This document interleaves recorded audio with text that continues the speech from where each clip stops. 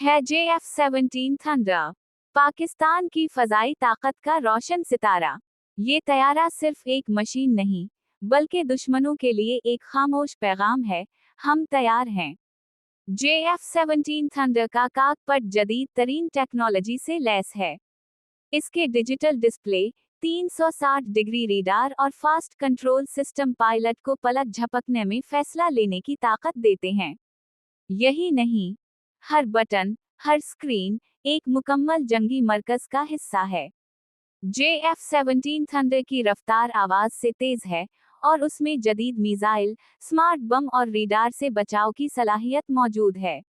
ये दुश्मन पर वार करने से पहले उसे देख सकता है, सुन सकता है और खत्म कर सकता है, चाहे दिन हो या रात।